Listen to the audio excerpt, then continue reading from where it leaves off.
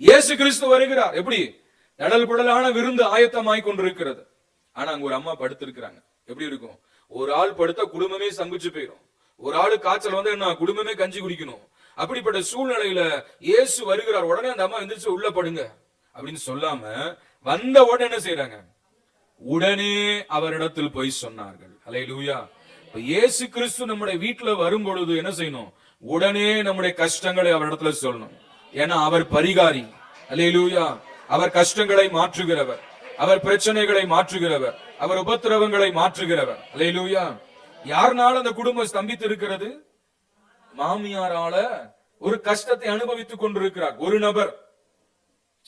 நல்லா கவனிங்க. அந்த ஒரு நபர் நிமித்தமும் குடும்பத்துல பிரச்சனை சந்திச்சுட்டு இருக்கலாம். அந்த ஒரு நபர் குடிகாரரா இருக்கலாம். அந்த குடிகார நிமித்தம் குடும்பத்துல பிரச்சனை, கஷ்டம், சண்டை, அடிதடி, வழக்கு, கடன். அந்த ஒரு நபர் ஒருவேளை ரட்சிக்கப்படாதவரா இருக்கலாம் குடும்பத்துல. அவர் நிமித்தம் வேதனைகள், உபத்திரவம், சர்ச்சுக்கே வரதில்ல, ஆண்டவரையே தேடுறதில்ல. அந்த ஒரு நபர் வேலைக்கு போகாத நபரா இருக்கலாம், சம்பாதிக்காத நபரா, பிள்ளைங்க கீழ்ப்படியாத பிள்ளைகள், சொல்லிக் கொடுக்கறத பெற்றோர் சொல்றத கேட்காத அவமதிக்கிற பிள்ளைகள். அந்த ஒரு ஆளால பிரச்சனை வந்து, ஒருத்தர் நிமித்தம் நிறைய பிரச்சனைகள் வந்திருக்கு வேதத்துல நம்ம பாக்குறோம்.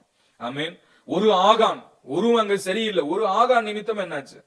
இஸ்ரவேல் ஜனங்களுக்கு பெருத்த தோல்வி. ஆமீன். யுத்தம் பண்ண போறாங்க. ஆயி பட்டணம் சின்ன பட்டணம் தானே, அந்த சின்ன பட்டணத்தை போவோம், பிடிப்போம், நம்ம எழுத போயிடலாம்னு சொல்லிட்டு 3000 பேரை கூட்டிட்டு போனாங்க. நடந்தது என்ன? நிறைய ஜனங்க மடிந்து போனாங்க. காரணம் என்ன? ஒரு ஆகான், ஒருத்தங்க சரியில்லை. அந்த மாதிரி குடும்பத்துல ஒரு ஆள் சரியில்லாம இருந்து அந்த ஆள் நிமித்தம் நம்ம குடும்பம் ஆசீர்வதிக்கப்பட முடியாது. அது உங்க கணவனா இருக்கலாம், மனைவியா இருக்கலாம், பிள்ளையா இருக்கலாம், யாரா இருந்தாலும் அவங்க திருந்திதான் ஆகணும். இல்லாட்டி குடும்பம் உருப்பட முடியாது.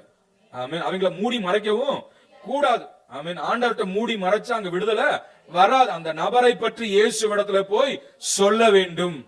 அப்பதான் அங்க தீர்வு உண்டாகும். அல்லேலூயா.